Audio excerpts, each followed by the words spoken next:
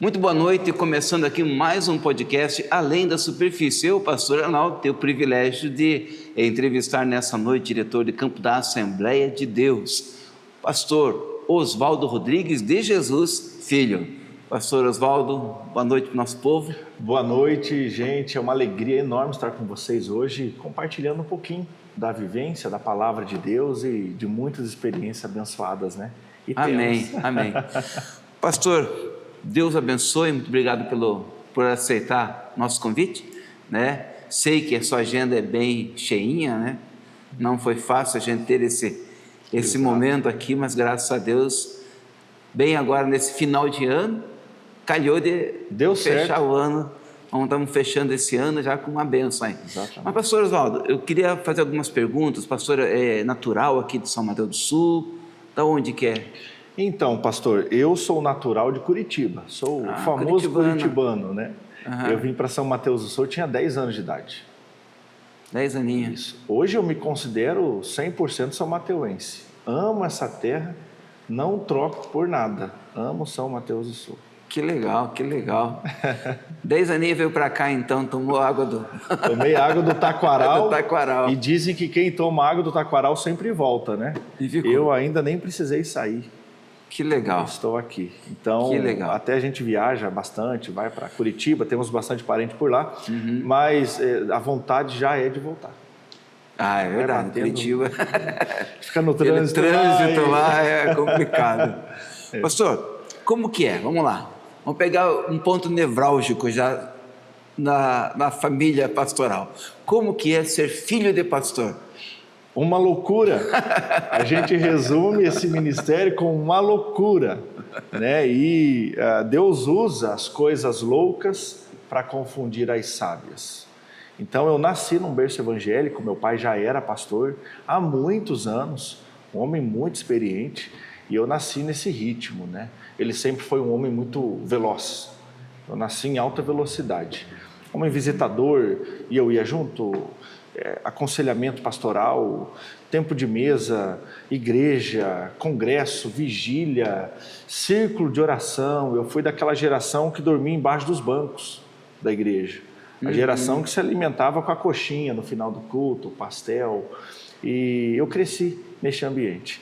Eu digo que é uma loucura, porque geralmente, filho de pastor, ele tem aquela revolta e não quer seguir o mesmo passo do pai. Alguns até se desviam, né? Exatamente. De ver o sofrimento do pai e tudo mais. Se você der as injustiças que o pai sofre. Se você der um Google aí, eu não sei de cabeça agora, mas as perspectivas ali é muito baixa, de um filho de pastor dar continuidade ao ministério pastoral que o pai tem. E muitos estão abandonando também, né? Exatamente. Muitos que são pastores hoje estão saindo do ministério ou desenvolvendo uma síndrome de burnout. Isso. Eu conheço centenas de pastores que fazem tratamento de depressão, sabe? E, enfim, muitas pessoas elas falam assim, não é trabalho, porque não existe nada que se compare com o ministério pastoral. Verdade. Não existe. Em todas as áreas. Não, o pastor num único dia ou num único mês, ele vai exercer várias profissões. Não é verdade? Isso aí. Ele vai ser psicólogo, ele vai ser conselheiro, ele vai ser administrador, pedreiro, pintor, eletricista. Ele sai de um velório e vai para uma festa de aniversário. Ele sai, exatamente. Ele sepulta, faz ofício fúnebre, está com aquela família e vai lá celebrar a noite. É dois extremos, né? É dois extremos, assim, que haja estabilidade emocional para... Isso. E justamente quando faz um velório, principalmente quando o pastor está muito tempo numa localidade, ele paterniza aquela família, ele sofre com aquela família, ele ama aquela família, acompanha várias etapas da família. Muitas vezes ele apresenta a criança, vamos imaginar, ele participa dos momentos de dificuldade, entrada na escola, de doença, de transição, quando faz 15 anos, está na festa de 15 anos, quando morre alguém na família, está ali. Então ele faz parte daquela família. O problema é quando aquela família sai da igreja. A dor é o dobro, exato. A perca, ela se torna muito mais forte, né? Tá. Tem um vínculo. Ser filho de pastor não vai lhe dar a garantia de ser pastor, mas já viu na história. Jamais. Como é que aconteceu a sua conversão e como foi o seu chamado? Então, pastor, a última coisa que eu queria ser na vida era pastor. Como todo filho de pastor, acredito, a grande maioria, porque eu via o meu pai exercer o ofício e ele tentava ser o maior filtro possível. Só que a gente é filho. Hoje estamos conversando no banco da frente com a esposa, os filhos de 4 anos atrás estão fazendo de conta que não estão ouvindo. De repente eles tocam no assunto. Então, eles percebem, né? Eles percebem. É perceptível. Mesmo que a gente não queira passar, isso. Eles sentem o impacto, né? E foi exatamente o que aconteceu com a minha trajetória. Porque a maioria dos pesos, dos sofrimentos, das traições, das angústias que meu pai passou, eu de alguma maneira, eu absorvi isso. Então, eu não queria ser pastor. Me perguntava, o que você quer ser? Eu queria ser taxista, que é uma profissão digna, maravilhosa, porque eu amava carro. Volante, eu nem dirigia, mas eu entrava no carro e ficava brincando, né? O que você quer ser? Oswaldinho, me chamava de... Eu quero ser taxista, depois eu queria ser bombeiro, queria ser policial, mas o pastor não estava nos meus planos. Viemos para São Mateus do Sul, eu tinha 10 anos, e aí eu entrei ali naquela fase de pré-adolescência, adolescência, aquela fase do aborrecente, revoltado, bate porta, abre porta, mas em tudo isso eu vi as mãos de Deus estendidas sobre a vida do meu pai e da minha mãe. Todas as noites, quando eu acordava de madrugada, eu via eles no meu quarto orando por mim. Ah, chegava a ver? Vi algumas vezes, com as mãos estendidas, eu não entendia o que eles falavam. Era para não acordar, bem quietinho, né? Mas eles orando, eles deixavam a Bíblia aberta assim do lado do bidê, acho que é bidê o nome, ali do lado da cama, e aquilo de alguma maneira foi tocando a minha alma. Então não foi por palavras, nem convencimento. Eu quero que você seja pastor. Filho, meu sonho é que você seja pastor. Não, foi o próprio Espírito Santo que, através do meu amadurecimento, foi testificando. Aí eu aceitei a Jesus com 12 anos de idade, porque aprendi que filho de pastor não é pastorzinho, muito menos crente salvo. Nem é salvo, né? Eu lembro que foi numa igrejinha do Lajeado, é uma comunidade rural aqui do nosso município, e aí na hora do apelo, nós temos o costume lá na igreja de fazer o apelo ao final da pregação, quem deseja aceitar Jesus como Salvador. E quando o missionário, ele fez essa pergunta, eu fui o primeiro que fui lá na frente e aceitei a Jesus como Salvador. E a partir daquele momento, eu comecei a ser ativo na igreja. Eu amava a música, então aprendi um instrumento musical, passei a tocar na igreja e passei ali a acompanhar e já fui sendo desejoso de estar no ministério. Fui ingressando aos jovens da igreja, daqui a pouco eu já estava ensaiando o coral dos jovens, né, e fazendo cadastro de pessoas na igreja, recebendo as pessoas na porta. Então tudo isso foi... A partir dos 12 anos. A partir dos 12 anos, eu não parei mais. Não parei. Então a minha introdução ao ministério foi ainda muito jovem. Graças a Deus, digo isso. Porque eu acho que se eu fosse qualquer outra profissão, se eu tivesse escolhido qualquer outra coisa, eu não teria sido tão satisfeito como sou sendo pastor, sendo escolhido. Então, eu sou muito feliz com a misericórdia de Deus. Que bênção. E assim, seu chamado pastoral, então pode dizer que deu na sua conversão. Já começou ali. Começou ali. Aí foi se encontrando na igreja. E a sua relação com a música, como que é? Então, a partir da minha conversão, eu passei a olhar pessoas. Porque até então eu olhava somente defeitos e sofrimentos. A partir da minha conversão, eu comecei a olhar para pessoas em si. Talvez não com tanta ênfase pastoral, mas, poxa, aquela pessoa é importante. Sim. Aquela pessoa saiu da igreja por quê? Não era minha função ir atrás, mas eu comecei a me questionar nesse sentido. A música foi um canal para a minha permanência dentro do ministério. Porque foi a música que abriu as portas para eu começar a frutificar, porque eu não sabia pregar, não tinha manejo nenhum com microfone, ou muito menos conversar com uma pessoa, numa questão de Bíblia, aconselhamento. Sim. Então eu falava através da música, eu tocava os hinos da harpa, e aquilo eu fazia com tanto esmero, tanto gosto, e aquilo foi me fazendo ser apaixonado por Jesus. Aí eu passei a ensinar adolescentes. Com 14 anos, a gente juntou um grupinho de adolescentes da igreja, todos com autorização dos seus respectivos pais, e fizemos uma classe de música na igreja. Ah, que legal. Então, eu aprendia Dó, Ré, Mi, Fá, que eu fazia conservatório musical lá em Curitiba, vinha para São Mateus, ensinava Dó, Ré, Mi, Fá. Voltava para Curitiba, Sol, Lá, Si, Dó, eu voltava. E isso foi assim... Aprende mais que ensina, né? Exato. Eu comecei a amar ensinar porque eu descobri que eu aprendia mais. Né? E a gente foi formando ali as primeiras cordas na igreja, né? Foi aí que eu conheci a minha esposa.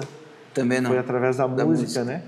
Quando eu cheguei em São Mateus, ela tinha 8 anos de idade. Isso é legal, essa história é boa. E aí, o filho do pastor, pode ser a coisa mais feia do mundo. Se é filho de pastor, olha, rapaz do céu, você é admirado na igreja inteira. A turma atrás, né? Aí nós chegamos, eu tinha 10 anos, ela tinha 8, e aí eu estava sentado na galeria, ela que conta essa história, né? Aí as amigas dela falaram, você já conheceu o filho do pastor? Ele está lá na galeria com uma cacharel, acho que é cacharel. Aí ela subiu lá, segundo ela, disse que com 8 anos de idade, olhou para mim e se apaixonou. Puxa, que legal. Aquela paixão de criança, obviamente, Sim. né? Mas aquilo ficou guardado no coração. E aí ela foi a minha primeira aluna, já depois de tantos anos.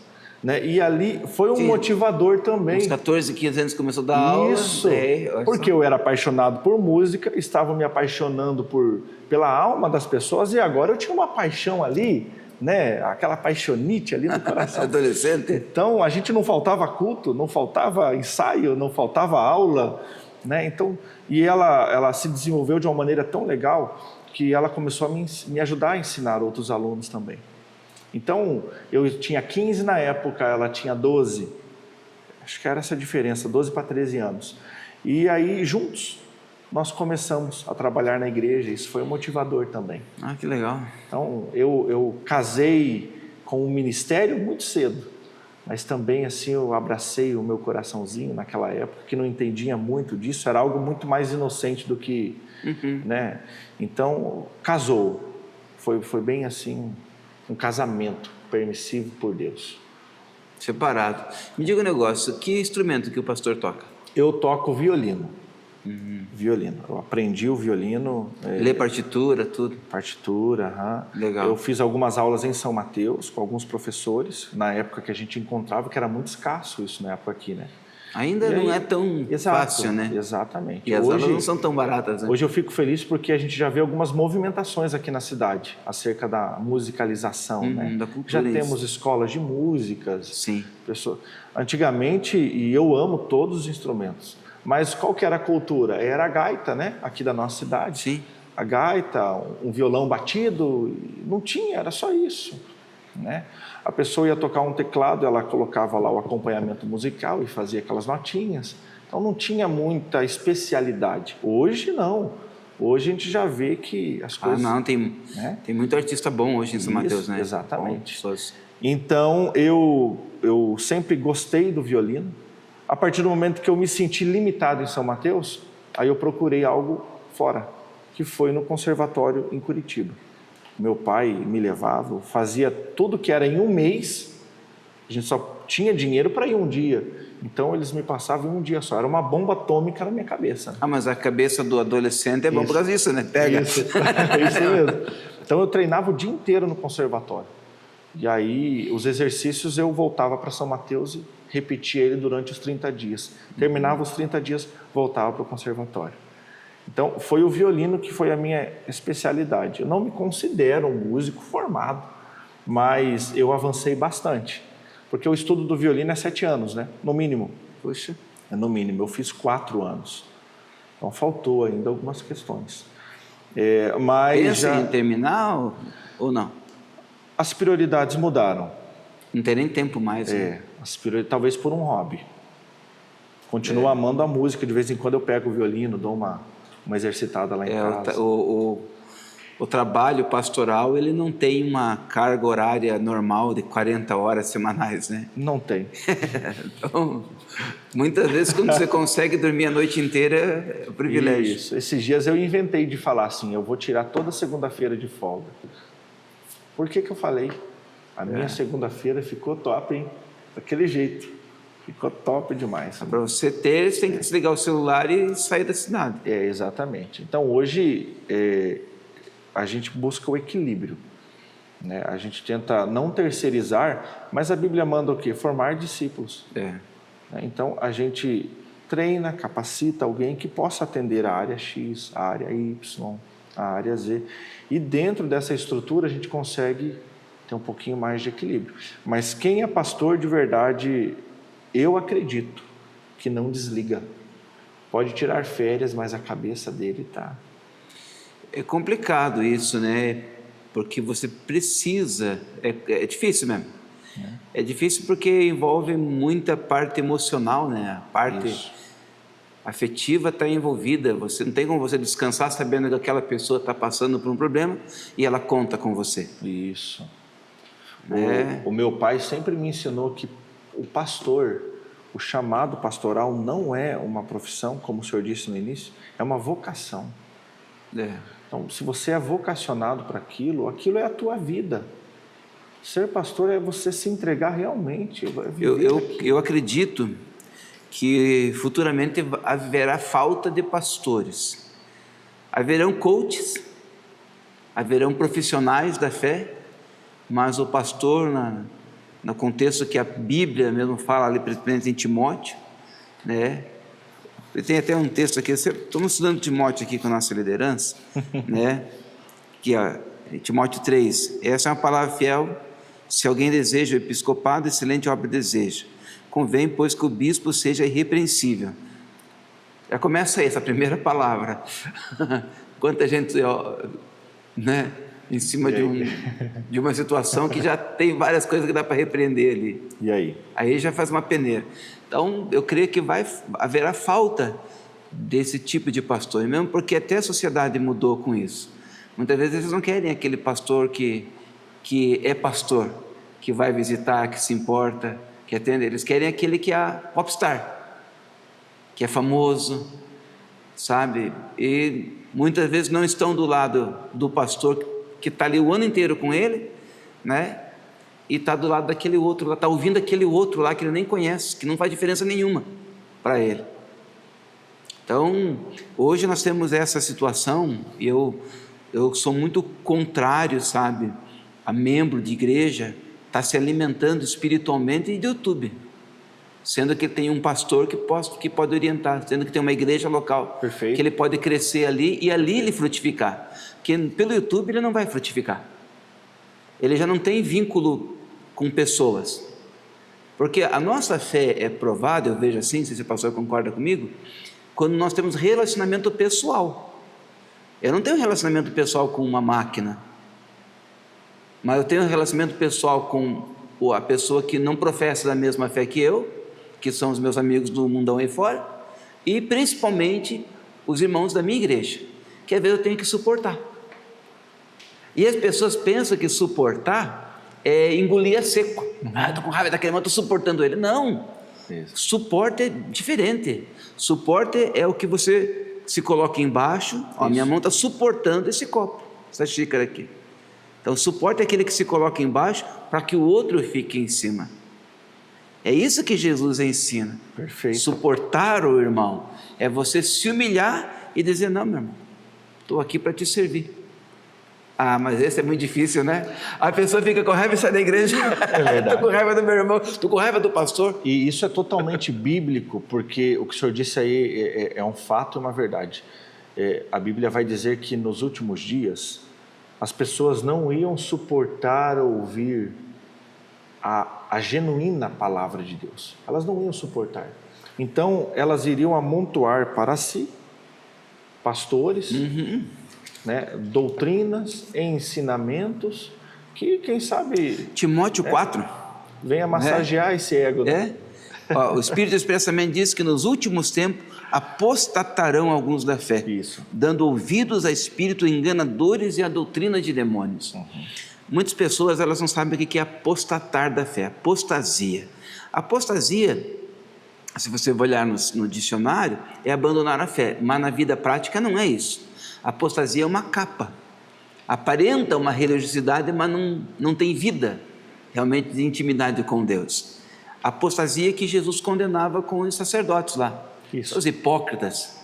Vocês são como túmulos caiados, né? Pintado o túmulo por fora de cal branquinho e por dentro uma podridão. Isso. Então, e esse é o perigo muitas vezes desse apóstata estar dentro da igreja, porque ele não está lá fora no mundão, né? E ele também não é aquela pessoa que você pode contar, mas está ali para prejudicar muitas vezes o trabalho do pastor. Olha o que o pastor está fazendo, pô, não concordo com o que ele está fazendo, ainda coloca um banho de água fria na frente do outro lá, está animado.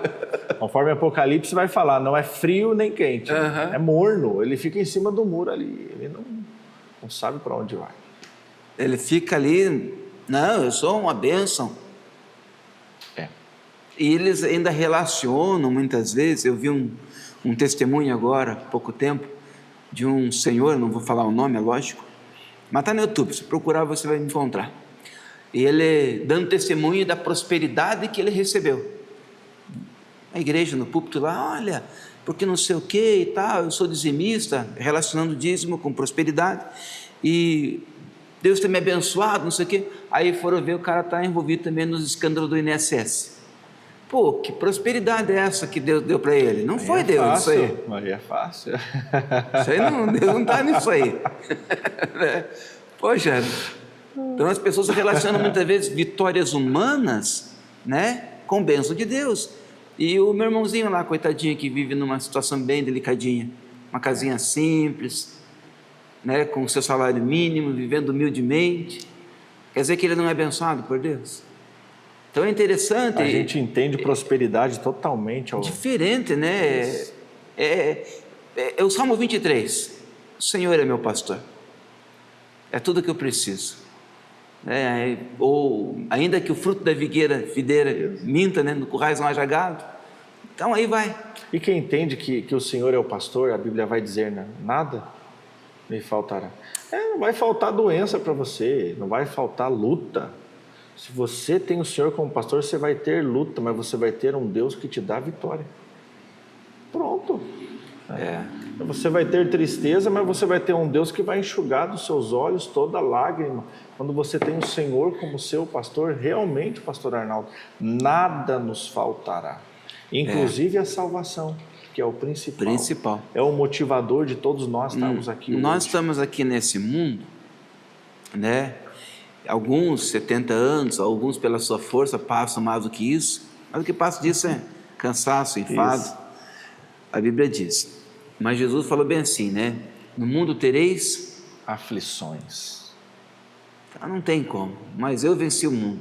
A vitória está em Jesus. E as pessoas, elas imaginam, até é importante a gente ressaltar isso aqui, você que talvez não seja convertido, esteja ouvindo esse podcast, porque as pessoas falam, é muito fácil fazer aquela propaganda, vem para Jesus que os teus problemas vão ter fim. Não vão ter fim. Enquanto nós estivermos aqui, nós vamos lutar. A diferença é que nós teremos uma fé para superar todas as adversidades, sabendo que Ele vai estar conosco. Concordo. Não é verdade? A gente vai enfrentar por lutas financeiras, mas Deus vai estar conosco. Nós iremos passar por situação de saúde, mas Deus vai estar conosco. Milagres vão acontecer na nossa saúde, milagres vão acontecer nas finanças. Isso é um ato de fé, não é verdade, pastor? E esse caminhar não nos isenta de passar pela luta. A luta que você vai passar, eu não vou passar. A luta que eu terei que passar, eu vou ter que passar. A diferença é que eu sei que quem está comigo. Pronto. Uma das experiências pastorais que eu tive e compartilho com vocês hoje, que me marcou muito. Eu era ainda novo, estava iniciando meu ministério pastoral já, de fato, e eu fui visitar uma senhora. Você já ouviu falar na expressão a senhora do coque? a irmã do coque, né? É aquela irmã de muita oração. Panelinha de fogo. Isso, na Assembleia de Deus. Comum, chaval. É muito comum. Do coque é canelinha de fogo. Hoje os coques estão ficando mais chiques, né? Vai estar tudo cheio de... Mas a expressão a irmã do coque é isso, aquela irmã de oração, da toalhinha, do choro, da lágrima. E eu fui visitá-la no leito de enfermidade. E ela estava deitadinha assim na cama, os médicos já tinham liberado ela, porque quando o médico libera do hospital, fala, leva para casa. Leva para casa. Aí eu fui visitar Passar os últimos tempos com a família. Eu fui junto com o meu pai na época, e essa irmã, a gente chegou ao redor da cama dela, e a gente começou a cantar alguns louvores, de repente o olhar dela mudou. Ela olha assim para o teto e tinha um olhar diferente que eu não consigo nem em desenho, em expressão de palavras aqui. Mas o olhar dela muda e ela começa a falar como Estevão falou. Estou vendo os céus abertos. Eles estão vindo me buscar, glória a Deus, aleluia. E ela começou a sorrir muito, sorrir. Sim, Jesus está vindo me buscar. Mas o corpo dela estava todo enfermo. Então, é nisso que é ter Jesus. Porque se fosse talvez um homem rico, cheio de bens e posses, que tem a sua fé somente no dinheiro, estaria desesperado nessa hora. Sim. Eu não quero morrer, me ajudem. Para onde eu vou? Mas aquela senhora, ela estava com um sorriso no rosto. Se eu pudesse ter tirado uma foto daquele sorriso. Né? E aí passaram-se, eu não me lembro se poucas horas ali, Deus veio e a recolheu. Então ficou marcado. Não tem dinheiro no mundo, não tem bens materiais no mundo, status no mundo que venha suprir aquilo que Deus pode fazer na sua vida. Interessante hoje, o pastor é bem jovem, tem idade do meu filho, né? E eu sou de uma geração um pouquinho anterior, era mais simples, sabe? Era difícil, era mais difícil, eram poucas pessoas que tinham carro, então tudo era com um pouco mais de esforço. Hoje a vida está mais fácil, não quer dizer que está mais feliz, porque você precisa de muito dinheiro hoje para sobreviver. E nessa ânsia de querer ter as coisas, né? Veja bem, nós temos coisas que há um tempo atrás a gente nem imaginava que ia precisar. O celular é uma delas. Exato. E com o celular veio também a internet, veio o streaming, veio televisões, que antigamente era uma televisão de 14 polegadas, 20 polegadas, aquelas caixas largas, e quem não tinha aquilo já era faceiro. E hoje, a quantia de carros que tem, né? Pessoas sempre têm cada vez um sonho de ter um carro melhor, então é uma coisa que nunca para, ele só cresce. Esse desejo de ter, de correr atrás, de conquistar, muitas famílias, pais, de querer dar uma vida melhor para os filhos, bens materiais, e esquecem da parte principal, que é o reino de Deus, que a Bíblia fala. E a gente vê hoje uma sociedade doente, consumista, e quanto mais consome, menos preenche o vazio do coração. Isso. E as pessoas buscam no trabalho, no sexo, na bebida. Vamos falar um pouquinho agora, pouco tempo, não sei se o pastor torce para algum time, mas o Flamengo foi campeão da Libertadores. Parabéns a todos os flamenguistas aí. Eu sou flamenguista, de berço, né? E sou apaixonado por jogar bola, sempre gostei, né? Toda a minha família, assim, assisto jogo de futebol, e o que eu vi, até essa final eu não assisti, só assisti os últimos 15 minutos, mas o que eu vi, assim, uma paixão muito grande, sabe, por coisas que não tem resultado. A paixão do homem, o foco do homem em coisas que não tem resultado nenhum, não vai trazer alegria para a família, não vai trazer pão para a família, não vai trazer salvação, não vai trazer cura. É um momento de lazer ali, e esses momentos de lazer as pessoas estão procurando a todo momento, né, sabe? E eu fiquei olhando assim, lá no Rio de Janeiro, mais de 500 mil de pessoas que passaram a noite inteira esperando o time do Flamengo voltar para fazer festa. Eu fiquei pensando, falei, meu Deus do céu, onde que nós estamos indo? Que sociedade? Porque na época da pandemia, as pessoas urravam, choravam, buscando a misericórdia de Deus. Não faz muito tempo que a pandemia passou. Já esqueceram de tudo que passaram. É como se tudo isso aqui nunca fosse acabar. Como as festas, as cervejadas, as bagunças, as noitadas, o emprego, como tudo isso aqui nunca fosse acabar. A casa na praia, os sonhos realizados. É muito bom essas coisas. Não sou contra a pessoa ter o seu momento de lazer, não sou contra a pessoa torcer para o seu time, como eu sou torcedor também, mas eu digo assim, onde eu coloco a minha paixão? Se eu posso colocar essa paixão nas coisas de Deus. Então, quer dizer, Deus não é prioridade na vida das pessoas, muitas vezes. É o socorro quando precisa. Isso. Ai, meu Deus, socorro, Senhor, me ajude. Aí lembra de Deus. Aí lembra de Deus, sabe? Tanto que a Bíblia fala que é mais proveito no luto do que na festa. Isso. Eu ministrei em um congresso de adolescentes essa semana. Eu tive uma visão maravilhosa. A igreja, ela era média, então cabia entre 600 e 700 pessoas. Ela estava lotada de adolescentes. Adolescentes mesmo, a faixa etária de adolescentes. Que maravilha. E Deus me deu uma palavra assim, e aquilo ferveu no meu coração, porque hoje, o que eu compartilhei com eles foi o seguinte: hoje o diabo, ele não quer mais nos matar. Ele só precisa que a gente esteja distraído. Porque se a gente estiver distraído, é nós que vai fazer o serviço dele. Sim.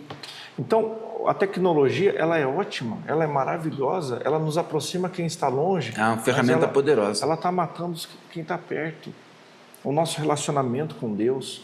Deus está tão pertinho, mas a tecnologia está nos afastando assim de grau, ponto. Não, uma pessoa passa em média de 4 a 6 horas manuseando o celular e não tem 1 hora de oração. Isso, exatamente. Mas reparar, uma vez eu viajei com um amigo meu, aqui em Irati, ali fomos lá em Irati e fomos numa lanchonete lá.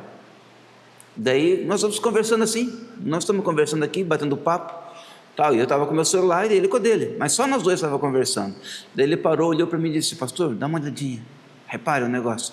Aí dei uma olhada em volta assim, reparou que ninguém está conversando, todo mundo está no celular.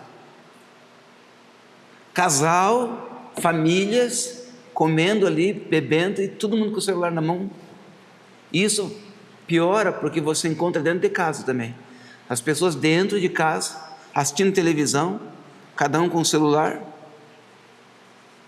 e desconectado totalmente. Não estão assistindo mais. Eles estão, sei lá. É o Reels? Reels, fica vendo o Reels, né? É Reels. O Hells. E lá qual o nome desse negócio? Reels. Réu é inferno, hein? Estão distraídos, pastor. Está todo mundo distraído. E aí é as brechas que o diabo precisa. Porque o diabo distrai mesmo. É bom em enganar. Então você vai ver o perfil de alguém ali, você vai começar as comparações, porque quando eu estou distraído eu começo a me comparar com o outro. Então a minha vida acaba não tendo mais valor, porque a vida daquele influencer... O que é uma mentira, que ele não vive aquilo. Então aquele influencer compra um iPhone agora, o 17, eu preciso ter um iPhone e eu vou financiar ele em 60. Amém, porque você tem crédito para financiar, mas será que realmente você precisa disso? Às vezes eu estou lá no estádio torcendo para o meu time, mas de repente eu não torço para que os meus filhos passem de ano, para que os meus filhos aceitem a Jesus. As prioridades estão mudando e o mundo está entrando em decadência. Tem uma escritora nos Estados Unidos, me foge o nome dela agora, ela fala assim, o poder da mesa, que se perdeu nos Estados Unidos. E, consequentemente, também o Brasil tem se perdido nisso. Que as famílias não sentam à mesa para almoçar ou para jantar. Acho que é David Titus. Não lembro o nome. Ela esteve aqui na convenção, né? Sabe? Enfim. E isso se perdeu.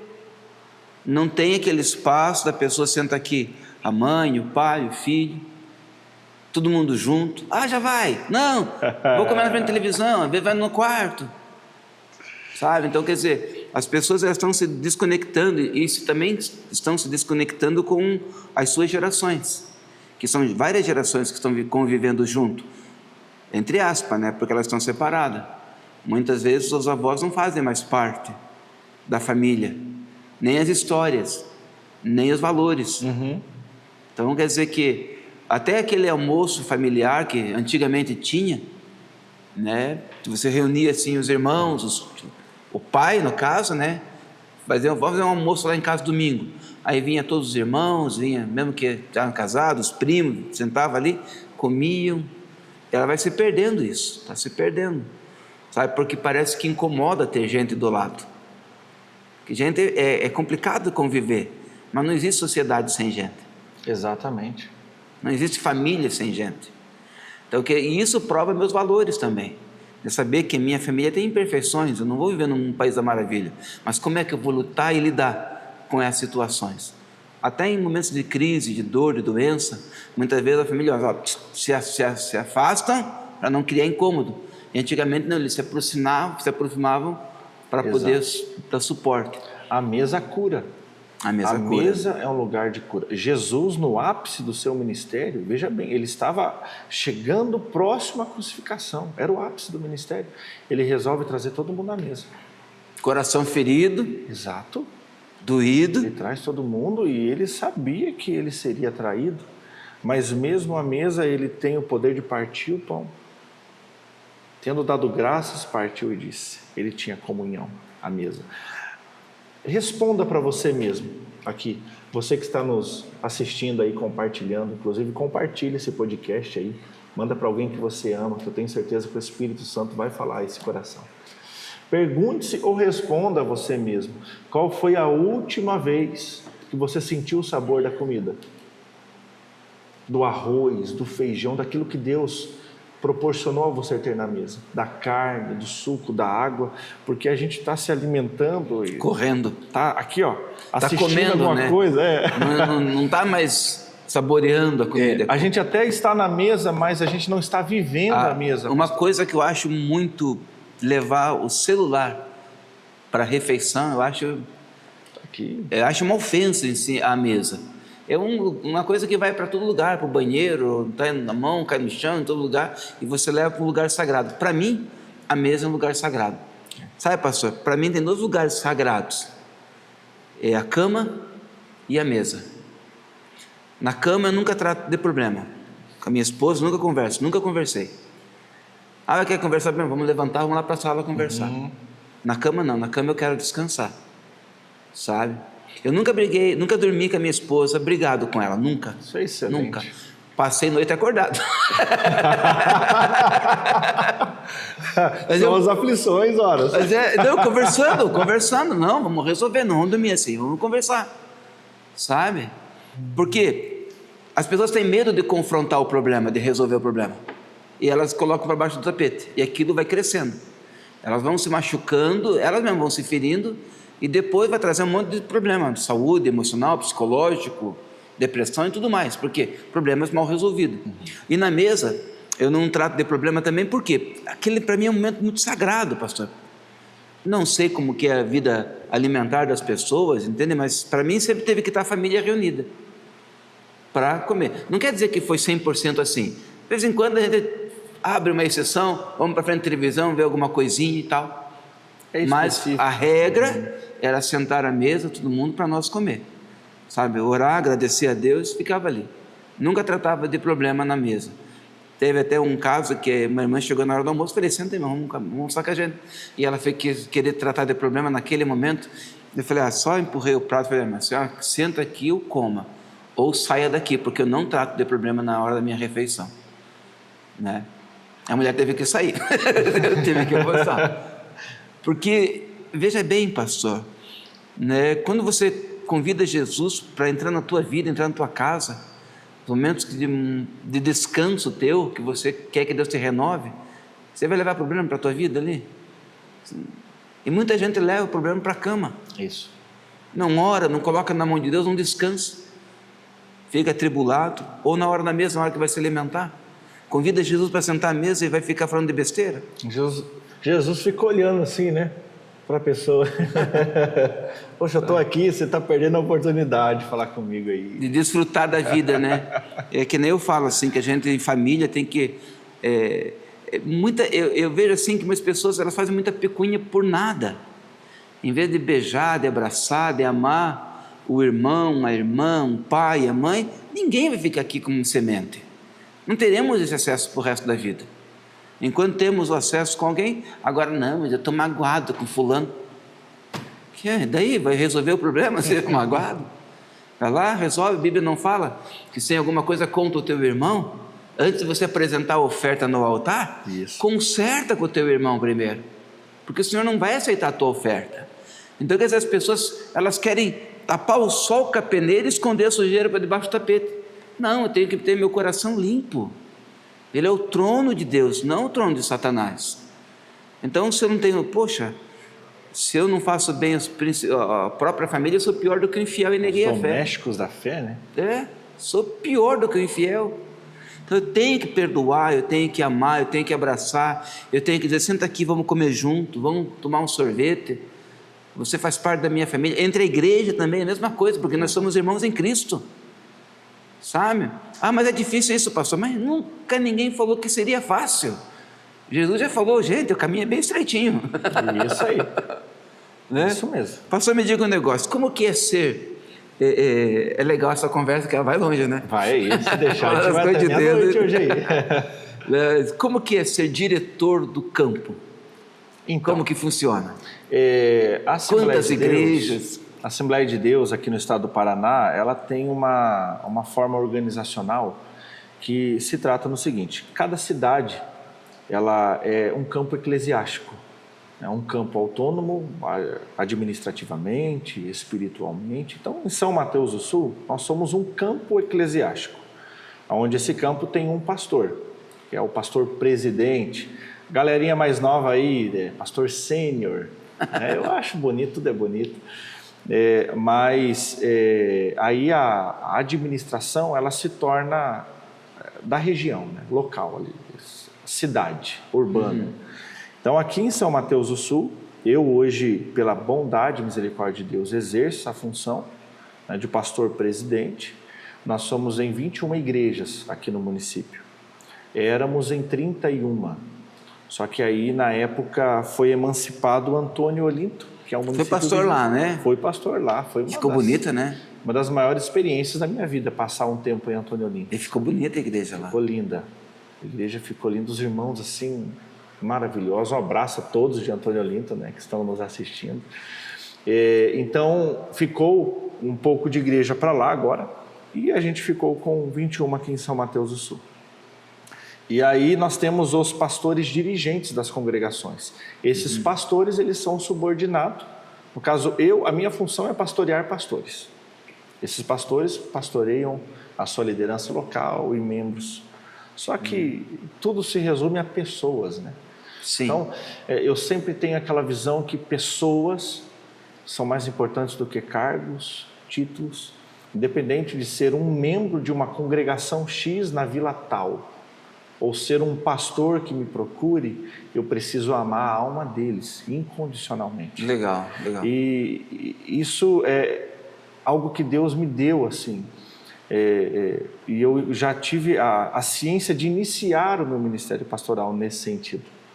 Eu agradeço a Deus porque Ele abriu os meus olhos nesse sentido, porque o que a gente mais vê é comum, é por isso que o nome pastor hoje está lançado às traças, aos olhos de muitos, né? Sim. Assim como o político também, tem políticos bons, políticos ruins, sim. Pastores bons, pastores ruins, mas parece que o nome pastor se tornou quase vergonha, porque a maioria olha a igreja como negócio, pessoas como bens de valores, né? Mas eu agradeço a Deus porque Ele iluminou a minha mente, o meu coração, então eu consigo enxergar isso com uma outra ótica, é a mesma ótica que o Senhor enxerga, e eu louvo a Deus por isso, né? De olhar pessoas como pessoas, e essa pessoa tem uma alma, e essa alma precisa ter um encontro com Cristo. Sim. Então, pastorear um campo é uma responsabilidade muito grande. São quantas igrejas em São Mateus do Sul? 21 igrejas. 21. Que sobre a sua responsabilidade. Minha responsabilidade. São 21 pastores? São 12 pastores. Tem alguns pastores que têm a dupla função, né? Eles pastoreiam mais de uma igreja. Mas pastores dirigentes de igreja, nós temos 12 hoje. 12 pastores. Que legal. E é muito bom. E- A maioria são mais velhos do que eu, é outro desafio bem interessante. Sim, imagina, É né? muito bom. Você é bem jovem, né? 35 anos, Isso mesmo. bem jovem. É uma grande responsabilidade, né? Poxa, é ideal porque, né, eu tenho aqui meu filho, que também aqui é meu braço direito na igreja, e eu sou de uma outra geração. Então as ideias dele muitas vezes não tem nada a ver com a minha. Só que eu dou, tipo assim, vamos ver. E ele está me dando essa visão mais atualizada, né, em várias situações. Então, quer dizer, eu aprendo com ele que é mais novo que eu. Isso. Então, quer dizer, a pessoa, por ser mais velha, não quer dizer que ela está sempre certa.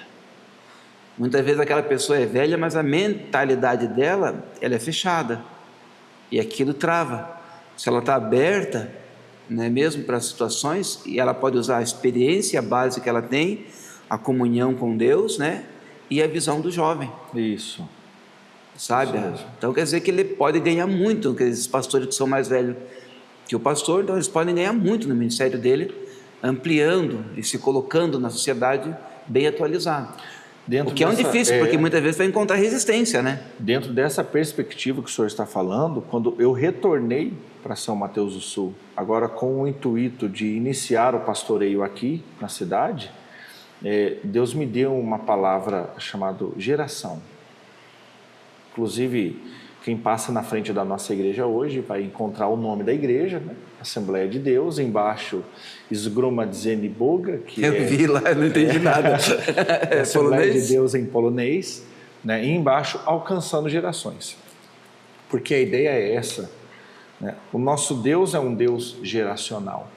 As promessas, para alguns, foi sim para aquele indivíduo, mas a grande maioria, a promessa de Deus, ela é geracional. Né? A Abraão, a Isaac, a Jacó. Abençoarei a tua geração até... Isso. Vai embora, né? E hoje a gente vê essa resistência entre os mais jovens e os mais velhos. Parece que não conseguem mais se comunicar. Eles estão com dificuldade mesmo. Os jovens não dão ouvidos aos velhos que têm muita experiência a nos passar. Os velhos, de repente, não conseguem entender os mais jovens. Então, Deus deu essa visão à igreja. O presbitério, o ministério da Igreja Assembleia de Deus entendeu essa visão. Então, desde 2019, que implantamos isso na Assembleia de Deus em São Mateus do Sul, a gente começa a colher os frutos agora, 2023, 2024, 2025, onde as várias gerações conseguem estar no mesmo ambiente, cada um com as suas experiências, mas a linguagem é uma só, o caminho é um só. Então, meu pai tem 78 anos. Eu tenho 35. Imagina a lacuna entre as gerações. Sim. A lacuna. E eu aprendo muito com ele. Quer ver o horário de faculdade que eu tenho com ele? 12:00, hora do chimarrão. Eu sento com ele praticamente quase todos os dias. E ali ele vai contando experiências. Contando. Eu vou absorvendo aquilo. E aí chega o meu momento de falar. Ele para e começa a me ouvir. E isso é muito bom porque é aquilo que o Senhor faz exatamente com o seu filho. Ele aprende com o Senhor aprende com ele. E quem ganha é o reino. Quem ganha é o reino. O reino cresce com isso. Não há... O orgulho, ele pode... A Bíblia fala, né? O orgulho antecede a queda. Isso, né? Aí. O pessoal acha que ele é o gás da coca, o último bolacha do pacote, acha que sempre está com a razão. Um passo de cair, de quebrar a cara no chão. Esses dias eu fiquei tão feliz na igreja, é uma experiência também, a gente estava congregando, cultuando e de repente vamos cantar os hinos da harpa, que na Assembleia de Deus tem os tradicionais hinos da harpa. Né? E cantamos um hino e tal, todo mundo cantando junto, os adolescentes, criancinhas olhando no telão da igreja. Agora... Exu, vamos lá pro Mas isso é legal, porque e os velhinhos vieram junto. E você resgata a memória. Isso. A Assembleia que o pastor é tradicional, madureira, qual que é? É a Assembleia de Deus. Missões. Missões. Missões, a mais antiga, isso, né? Que nasceu lá com Daniel Berg e o Larvin. Exatamente. Né? Então, e é legal isso, porque tem uma história. A Assembleia de Deus, ela tem uma história linda. Ela nasceu lá, se não me engano, em Belém do Pará. Isso, 1911. Então ela vem de lá do norte do Brasil, um lugar desgastado, e alcança o Brasil inteiro. E é o maior ministério hoje, sabe? E muita gente que vem assim, não, mas não está legal isso aqui, não sei o que, não estou gostando. Mas calma aí, gente, isso aqui tem uma história, não é assim. Não caiu de paraquedas, essa é uma igreja que tem uma história. A Quadrangular também, ela tem essa história. Então, quer dizer, você tem que trazer esse antigo e o novo para eles coexistirem. Você consegue trazer o equilíbrio, que tem muitas igrejas boas. Senão você perde a identidade. Tem muitas igrejas boas aí, só que a linguagem dela é somente para os jovens. Se um velhinho entrar lá, ele vai ficar perdido. Ou até mesmo que ele já está lá, ele vai dizer, pô, sou descartado aqui, não tenho mais história aqui, não tem mais espaço para mim. Para os velhinhos, onde o jovem chega e fala, meu Deus do céu, não me encaixo aqui. Aqui não é para mim. O legal é você encontrar o equilíbrio. O equilíbrio. Então a gente vê, essa questão geracional é a questão do equilíbrio. Amamos o antigo, mas estamos abertos para o novo também. Sim, é isso que eu falo, hoje tem várias gerações coexistindo, né? Desde a criança que tem uma linguagem diferente já, né? A geração Z, que é meio complicadinha, eu digo, né? E essa geração Baby Boomer que ainda está aqui presente. Isso. Sabe? Ainda está presente essa geração, que é um grande desafio. Há uma mudança muito grande, muito drástica, sabe? Há uma mudança muito drástica. Mudança de cultura, de comportamento, né? Então eu entendo como que as pessoas mais de idade elas têm essa dificuldade para se colocar hoje aqui, sabe? E também, acompanhando, assim como eu sou professor também, se consegue ver. Eu dei aula 10 anos atrás num colégio, e eu voltei a dar, 10, 12 anos atrás, eu voltei a dar aula agora, pouco tempo atrás, sabe? Eu percebi a diferença dos 10 anos de transição que eu fiquei fora dessa sala de aula, como que mudou o comportamento, como que mudou a capacidade cognitiva daqueles jovens. Aí eu joguei para a minha vida espiritual, falei, poxa vida, então eu tenho que fazer uma nova linguagem, sabe, para alcançar essa geração, para trazer alguma coisa para eles, porque é como se fosse assim, 3 segundos, se você não conseguir pegar a atenção deles em 3 segundos, você perdeu ele. Já era. Ele já vai ouvir outra coisa, sabe? Romanos, 12:2, que fala sobre isso. Não vos conformeis com esse mundo, mas transformai-vos pela renovação do vosso entendimento. Pela renovação, está aí a palavra. Isso. Nós precisamos transformar o mundo pela renovação. As histórias que se passaram, elas são muito boas, só que se elas se tornarem somente repetitivas... Ainda vamos estar usando luz com fogão, com liquinho ainda. Precisa estar aberto ao novo, né? Temos que sempre estar... Exatamente, o microfone, a bateria, enfim, o tablet, né? Tudo aqui, aqui. O iPad, no caso. Eu acho tão interessante, porque aqui eu gosto muito de usar o iPad. Aqui tem várias versões de Bíblia, por exemplo. Uhum. Tem várias, tem no mínimo 10 versões aqui. Então, eu vou conversar com o adolescente, deixa eu achar uma versão que ele compreenda. Eu vou fazer uma visita para um velhinho, eu vou lá na Almeida, revista corrigida lá atrás, porque é a linguagem que ele vai entender. Até que ela já decorou os versículos daquele jeito, né? Isso. Né? O Senhor é meu pastor, nada me faltará. O Senhor é meu pastor, de nada terei falta. Poxa, tem uma coisa errada aí. O velhinho já não consegue compreender muito essas mudanças. Uma troca de sequência. O contexto é o mesmo. A semântica continua igual. Né? Então, o ser geracional é você entender todos eles. Amar, abraçar e ir para o mesmo céu, que lá a gente não vai ter diferença de idade, né? É verdade. Lá vai ser top demais. Não haverá choro, tristeza, lamento. Exatamente. Pastor, me diga um negócio, como é que estão os seus projetos para... Veja bem, né? Imagina assim, você era filho de pastor, de repente foi para o ministério, teve a sua experiência como pastor, e agora como presidente, né? Não é diretor, é presidente do campo. Presidente do campo. Que, puxa, é um grande desafio e tem que ser enfrentado, sim, com muita sabedoria. Mas, com certeza, também, como você é bem jovem, a gente, quando é bem jovem, tem bastante arrojo, né? Sonhos. A gente vem patinando pneu, né? Vem patinando. Eu tive a oportunidade de servir o meu pai no ministério durante muitos anos. Como segundo pastor da igreja, aprendi muito, aprendo ainda com ele. Então, eu fui um homem privilegiado que eu já peguei a igreja em uma determinada velocidade. Sim, é isso que eu imagino. Eu peguei ela em uma determinada velocidade. E ele sempre me deu muita liberdade de trabalho. E ele dá suporte, porque ele está do seu lado, né? Muito, muito. Ele fala, filho, o meu ministério agora é orar por você. Então, ele ora muito por mim. Inclusive, hoje conversamos sobre isso. Eu fui para o compromisso com ele. Então, filho, eu levantei tal hora da manhã, hoje eu orei por você até tal hora. Isso é muito bom. Então, eu já peguei uma velocidade. Agora eu preciso pegar o pé no acelerador e apertar um pouquinho ele, porque a arrancada ele já deu. Os nossos pais na fé já deram a arrancada, a primeira, a segunda, a terceira, a quarta. Agora tem algo novo nos esperando. A gente precisa fazer jus ao trabalho, à semente daqueles que passaram. A Assembleia de Deus em São Mateus do Sul está há mais de 80 anos aqui no município. Então, nós não inventamos a roda. Mas ela teve um crescimento com o seu pai, né? Foi, desde 2001. 2001. Nós estamos vai fazer 25 anos agora, aqui na cidade. Então, dentro dessa perspectiva geracional, nós estamos nos preocupando muito com os nossos filhos, porque a igreja está muito confortável para os pais.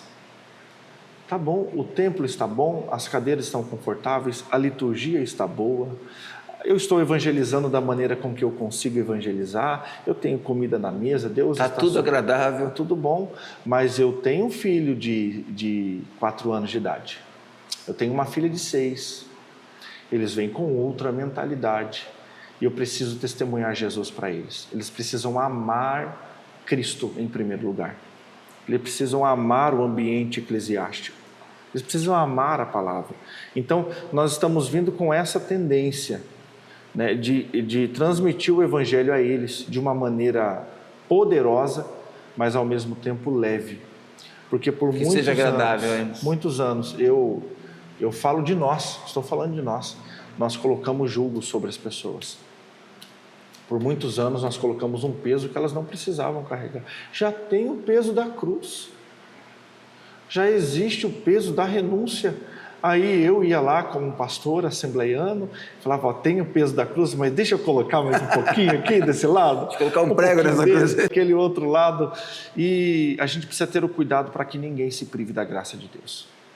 Isso está na Bíblia. Então a gente vem com essa tendência, sem perder os nossos valores, sem perder a nossa carinha, porque cada igreja tem a sua fisionomia, né, a sua identidade, mas trazer essa leveza para os nossos filhos. Então eu vejo que a igreja, o Evangelho de Cristo, ele é um Evangelho integral, corpo, alma e espírito. O Evangelho ele precisa atender todas as nossas necessidades. Então, dentro dessa visão, nós precisamos que a igreja física agora, a instituição, ela olhe para esses lados também. A igreja precisa ter alguém que cuide da mente, a igreja precisa ter alguém que cuide das nossas crianças que vêm com alguma dificuldade. Sim. Hoje tem crescido exponencialmente o número de autistas, sim, de crianças... Tem que estar preparado para isso. Precisa ter um manejo especial. Não é só glória a Deus e aleluia mais. Não. Ela precisa. A gente tem acompanhado na igreja, a gente tem o costume de ter o culto infantil. É paralelo ao culto, os adultos estão em um ambiente, as crianças em outro. Não é para fazer desenho. Na minha época, quando criança, era o desenho, pintava a Arca de Noé, estava tudo bem, estava atendendo a minha geração. Mas hoje as crianças precisam de muito mais suporte. Então, a tendência da Assembleia de Deus em São Mateus do Sul é olhar com esses olhos, onde a igreja, através do Evangelho, consiga atender todas as esferas do homem, corpo, alma e espírito. Então, oramos a Deus, buscamos um direcionamento, Deus nos deu um terreno, já começa com o básico que precisamos ter, um terreno, uma terra. Para que se construa algo. Para se ter uma colheita, tem que ter uma terra para plantar. Tem que ter uma terra para plantar. Né? Então, o nosso sonho, o nosso alvo é começar pelas crianças. A gente precisa amar as crianças. Não adianta nada eu levar elas na escola bíblica dominical no domingo pela manhã, elas vão ficar no máximo 1h30 aprendendo. Só que ela vai estar segunda, terça, quarta, quinta, sexta, lá na escola pública, recebendo um ensinamento que a gente não sabe na totalidade o que tem lá. Quem são os professores? Qual é a qualidade desse professor? Qual é a estrutura que esse professor tem dentro do âmbito espiritual? Eu já tive professores que eram terríveis, principalmente os de filosofia. Eram os que mais deixavam a minha mente assim. E olha que eu nasci num berço evangélico, né? Então, a nossa ideia, pastor, é que ao longo dos anos, a gente cria uma estrutura aqui na cidade onde a gente consiga implantar uma escola para os nossos pequenos. Que legal. Ensino médio, fundamental, prézinho, creche, não sei, Deus está... A Adventista faz isso em algumas cidades. E muito bem feito. Excelente, um dos melhores ensinamentos que tem no Brasil. São referência no Brasil. São. E eu fico pensando, os nossos irmãos adventistas, se eles conseguem, por que nós não conseguimos? O problema que eu vejo assim nas escolas, como professor, que acontece dentro da sala de aula. Muitas vezes não é o caso do professor. Claro que o professor tem uma influência direta na vida daquelas crianças que estão ali todo dia, toda semana. Eles não só aprendem a matéria, mas eles olham o comportamento. Isso. Então, quer dizer, tudo que tem a ver com o professor, a pessoa pode trazer para a vida dela também, a criança pode trazer. Mas o negócio é que as crianças aprendem coisas dentro da sala de aula por causa de situações familiares diversas que estão ali. Né? Ali eles vão aprender a falar xingamento, palavrões, que muitas vezes não falam em casa. Eu, como professor, eu chego em sala de aula, quando eu escuto alguma coisa, opa. Na minha aula, não. Nossa, excelente. Na minha aula, ninguém fala palavrão aqui. Sim. Ah, professor, mas aqui não. Pode ser normal, comum na sua casa, que tem muitos pais que falam palavrão. Que hoje parece que isso faz parte do vocabulário. Até quando estão felizes, falam palavrão. Né? Então, tornou-se normal. Mas não é normal, não quer dizer que para a sociedade o errado seja certo. Para mim não é. Ainda vou prezar por aquilo que sai da minha boca pela que a Bíblia fala. Então, quando nos fala de aula, eu percebo isso. Mas quando você está ali com um monte de coleguinha, você aprende um monte de coisa. Isso. Como é eu o meio, né? É o meio. É o meio. Você aprende um monte de coisa quando você está ali que não é ensinado em sala de aula. Você aprende com a tua relação aí de amizade com os próprios coleguinhas. Então, quer dizer, essa visão de ter uma escola cristã, né? Então, quer dizer, muito conceito, não quer dizer que vai livrar disso também, porque vai ter. Isso. Mas vai ter um direcionamento moral, no caso assim, né? E cristão, com uma base mais sólida, trazendo para quem quiser, no caso, né? Para quem quiser, exatamente. Nós estamos estudando com algumas pessoas, porque não é a minha área, né? Eu preciso reconhecer isso. Mas Deus tem colocado pessoas que amam essa área. E aí eu fiz algumas perguntas em algumas reuniões. Será que realmente um aluno precisa sentar numa cadeira e ter uma carteira na frente, um quadro negro, para ele aprender? Existe alguma outra metodologia de ensino? Existe. Eu quero conhecer. Existe. E aí a gente vai lançando, né, todas essas possibilidades às mesas. Eu até conversei com a secretária de Educação, eu falei, desde que começou os ensinamentos de escola, né, e depois que veio a Revolução Industrial, piorou, ela ficou engessada durante séculos, que é a mesma situação, senta na carteira, olha para o quadro, é a mesma coisa. Mas existem várias metodologias de ensino, várias que não precisam ser engessadas, só que isso despende tempo e dedicação. Então é muito mais cômodo eu colocar as pessoas ali, porque o que foi feita a escola? A escola foi feita para atender a indústria, faltava mão de obra, então tinha que ensinar, que ninguém queria dar ensinamento para o povo. Né? Quem tinha o ensinamento era só reis e o credo, no caso, a igreja. E a igreja que ensinava os reis, os filhos de reis. Mas daí veio o proletariado, eles começaram a crescer, sabe? O pessoal começou a prosperar, eles, não, queremos educar nossos filhos, não queremos que eles façam o que a gente fez.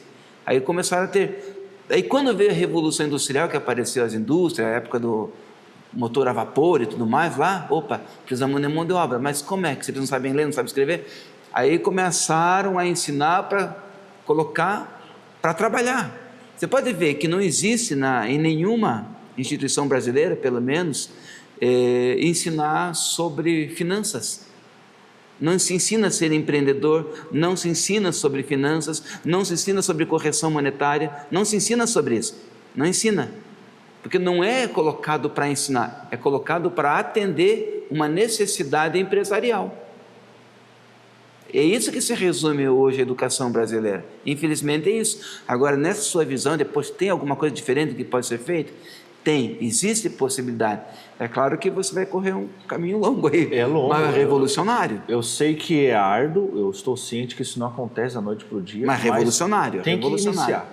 Alguém tem que iniciar. As adolescentes da igreja, por exemplo, aquelas que estão jovens já, né?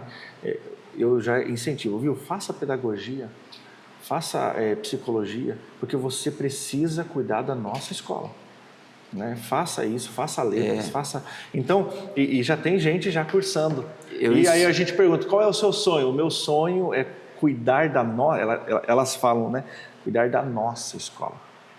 Então, isso começa lá. Eu não sei quando que Deus vai realmente... Eu incentivo também as pessoas a fazerem pedagogia, a serem professor, até para levar Cristo para essas pessoas na escola de aula. Exatamente. E veja só que interessante, se você for professor de religião, ou de ensino religioso, no caso, ou de história, o cristianismo vai passar como se fosse uma história comum, sabe? Só que hoje em dia, até mesmo pelo trabalho que o governo está colocando, sobre quilombolas, sobre indígenas, sobre os negros, isso está sendo muito forte. Mas veja bem, existe, tá, beleza, tem que ser valorizado, tem que ser feito, tem que ensinar, mas o Brasil é um país transcultural. Tem várias culturas. Aqui no sul nós temos o alemão, temos o polonês, temos o italiano, muita cultura, sabe? Tem lá para cima no norte a África, na Amazônia. Então, quer dizer, aqui mesmo no Paraná tem muito indígena. Então, é interessante você colocar, mas parece que só existe esse interesse hoje. Não tem interesse de conhecer a cultura local daquele estado, sabe? E é obrigatório você colocar uma coisa que muitas vezes não tem nada a ver com o teu estado. Tá, eu entendo que existe o racismo, que nós temos que batalhar contra o racismo, é crime, sabe? O que eu não consigo, como posso dizer assim para você, não consigo aceitar com facilidade que você seja obrigado a colocar. Porque senão você teria que ser obrigado a colocar todas as culturas. Qual que é a cultura que é melhor que a outra? Por que a cultura germânica é pior do que a africana? A polonesa, sabe? E olha que eu tenho descendência negra. Minha avó é negra, minha mãe é negra. Você está brincando? Branquinha assim?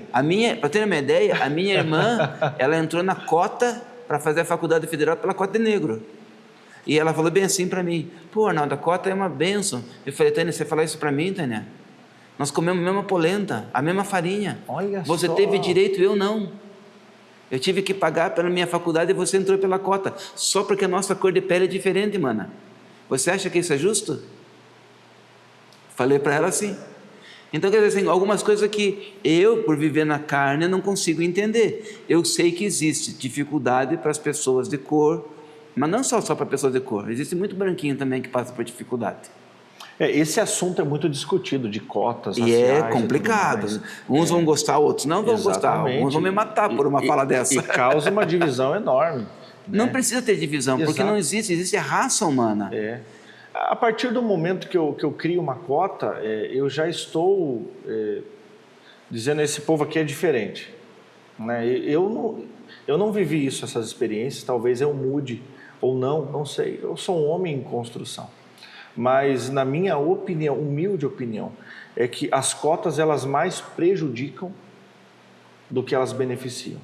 Porque a partir do momento em que eu diferencio alguém pela cor da pele, eu já estou dizendo essa separando. Cria mais separações. Eu creio nisso. É a minha maneira humilde de pensar. Eu sei que a minha avó, para ter uma ideia, ela falava para minha mãe assim, não case com um negro. A minha avó falava assim. E a minha mãe casou com um homem branco. Mas por que ela falava assim? Por causa do preconceito que ela sofreu. Ela não queria que os netos dela passassem pelo preconceito que ela passou. Então, quer dizer, eu não posso me colocar na pele de uma pessoa que passou pelo preconceito. Perfeito. Entende? O que eu entendo, pela ignorância das pessoas, é que existe o racismo. Pela ignorância das pessoas. Se não fosse a ignorância das pessoas, não haveria necessidade da cota.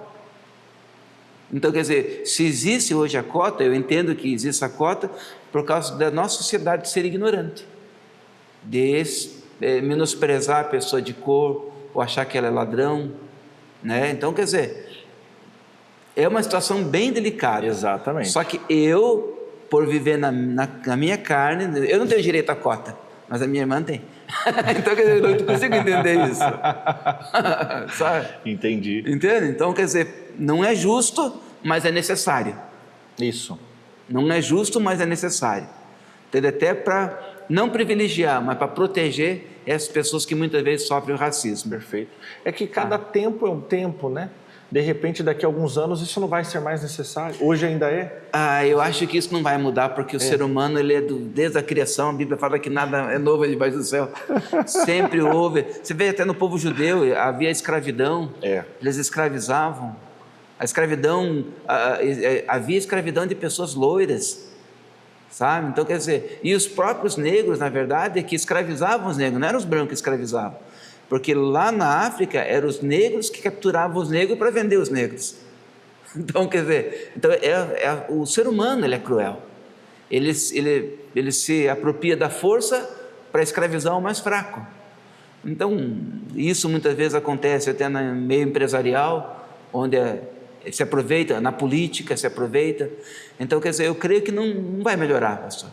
Eu creio que vai melhorar quando estiver na glória. Ela não vai haver a diferença. Exatamente. Concordo com o senhor. Sabe? Então, a intenção que do homem sempre vai querer melhorar, sempre vai querer ferramentas, mas vai ser sempre desse jeito, porque o ser humano, ele não...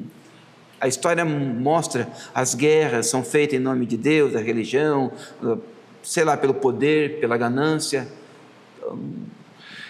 E dentro desse assunto que a gente iniciou falando da escola, né? Eu também não posso aceitar que... o que estão ensinando para os nossos? Né?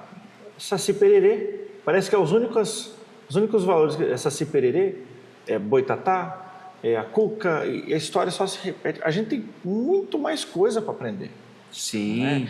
A cultura indígena é linda. Existe muita mais coisa para aprender. A cultura indígena é linda, a história da mandioca, a lenda do jaci, da lua, da mata. A ideia de nós conseguirmos ter um ambiente onde há um domínio nesse sentido é justamente para aplicar valores que não venham ferir, inclusive, as nossas crenças. Sim. A palavra de Deus.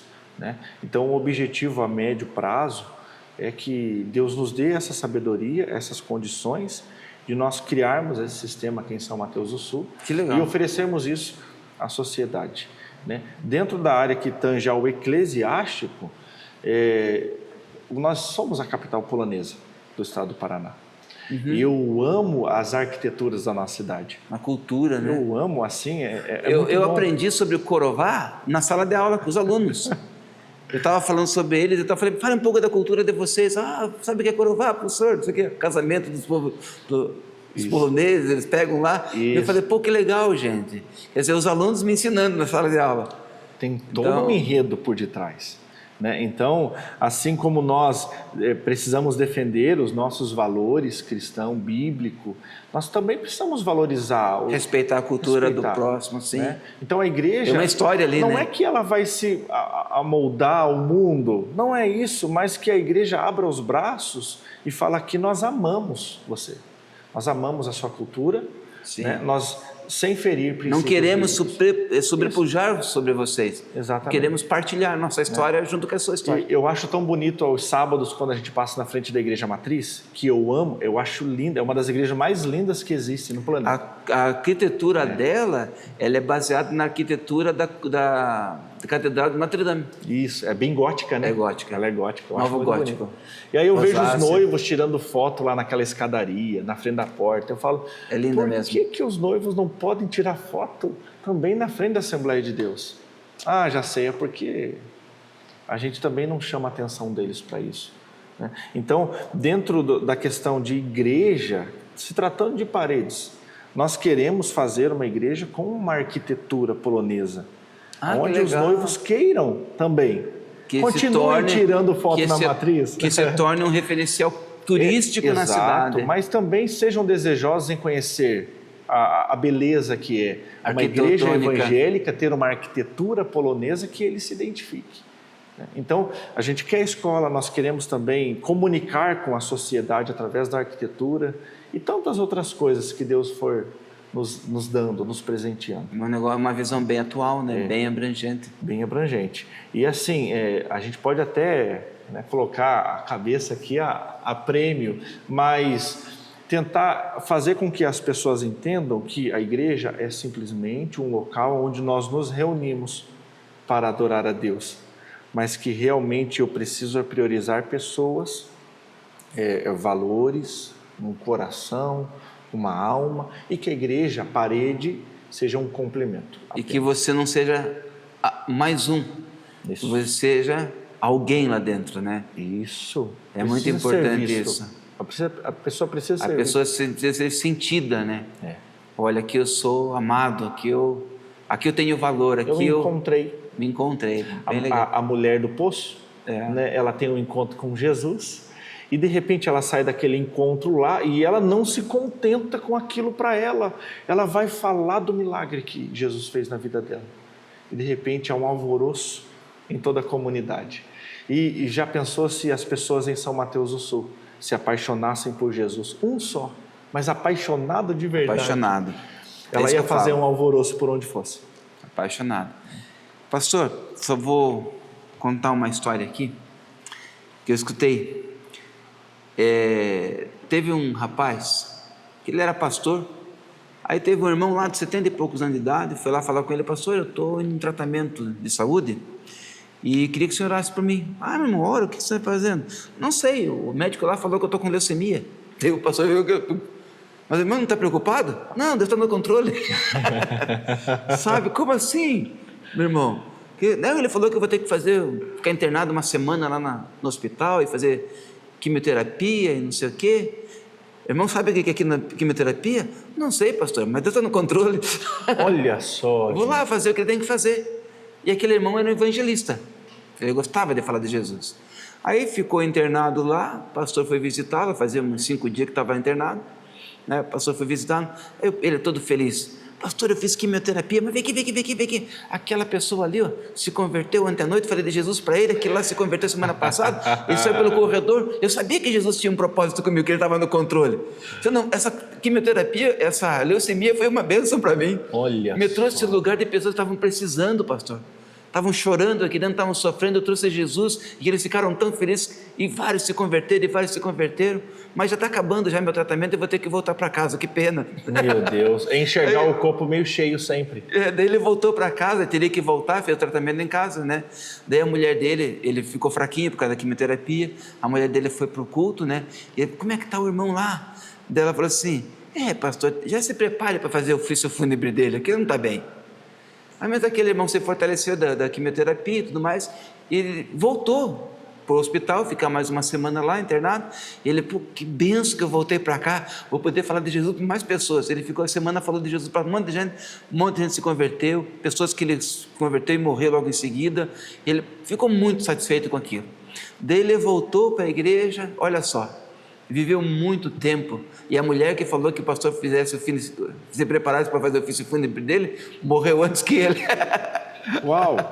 Então, quer dizer, o propósito da vida dele era falar de Jesus, e ele não morreu do câncer ainda por cima, morreu por causa da idade, viveu com mais de 80 e poucos anos, sabe? Então, quer dizer, ele sabendo que Deus estava no controle. Lembra que a gente começou a falar aqui no comecinho do nosso podcast, que não vai livrar a gente dos problemas, mas que Jesus vai estar com a gente. Isso. E que nós temos um propósito. Nosso propósito é isso que o pastor falou: amar pessoas, Isso. suportar pessoas, servir pessoas, ter um propósito de saber que você é o centro do mundo de Deus. Deus morreria só por você, mas você não é o centro de tudo. O centro de tudo é Deus. Isso. Perfeito. Sabe? Perfeito. Então, é isso que eu vejo, que se a igreja entendesse que não é missão do pastor, é missão da igreja. Por favor, entendam, É missão dos filhos de Deus, de todos nós. Amar pessoas, se importar com as pessoas, estender a mão, sabe? Fazer isso amando mesmo. Esse é o chamado de todos nós, da igreja. Quando Jesus ele vai falar aos discípulos, né? Olha, mestre, qual é o maior mandamento? Qual é o principal mandamento? Ele fala, amarás a Deus sobre todas as coisas e o próximo como a ti mesmo. Eu tenho trabalhado muito com a nossa igreja sobre como é que você ama você mesmo. Como que está o nível? Vamos fazer um check-up aqui. Esse mês de outubro que passou foi o mês, mês de novembro, foi o mês do autocuidado. A gente incentivou aos membros, porque é o nosso direito. Vai no SUS, pega uma ficha, chega no médico, pede um exame de sangue, um check-up, porque não tem como você amar o outro se você primeiro não se amar, se preocupar com aquela dorzinha aqui, aquela dorzinha ali, vai buscar um tratamento, vai buscar uma renovação nesse sentido, porque daí se você conseguir se amar de verdade, você vai amar o outro com facilidade. Não tem como um amargo. Você se coloca no lugar do outro. Não tem como um amargo deixar a vida do outro mais doce. Pastor querido, muito bom essa conversa, nós vamos até meia-noite aqui. Gente, já acabou, foi tão rápido, gente. Né? Infelizmente eu vou ter que parar aqui o nosso tempo também. Mas, gente, a gente fica falando das coisas de Deus aqui, teria muito mais coisa, mas vamos ficar com uma outra oportunidade para tratarmos de alguns outros assuntos. Pastor, foi um prazer imenso, né, ter a sua presença aqui no podcast, além da superfície, e espero que as pessoas que o assistiram compartilhem, mostrem que a igreja é isso, é acolhimento, é amor, é entrega, é cuidar do próximo. E é cheio de gente com defeito, como nós somos defeituosos também, igreja é isso. Querendo não espere entrar na igreja e achar perfeição, porque a partir do momento que você entrar lá, vai se tornar um ambiente imperfeito. Gente, mas o perfeito está lá, que é Cristo, né? Verdade. Então, eu sou o Quadrangular, o pastor da Assembleia de Deus, somos irmãos em Cristo e vamos para o mesmo céu. Fica o nosso convite aqui, conheça uma das nossas igrejas, você vai se apaixonar, né? Claro, Deus você já com certeza o ama, mas pode conhecer a nossa estrutura, né? Congregar é muito bom. Ter comunhão com os irmãos. Estaremos de braço aberto para recebê-los. Um abraço, Deus abençoe, até o nosso próximo podcast. Pastor, pode... Deus abençoe, gente. Foi uma alegria estar com vocês e lembre-se sempre, você tem um Deus que está com você aí. Ele não te abandona. Amigos podem te abandonar, pessoas, situações, mas o Deus não abandona. Ele está com você aí. Amém. Um abraço, até a próxima. Deus abençoe. Deus abençoe.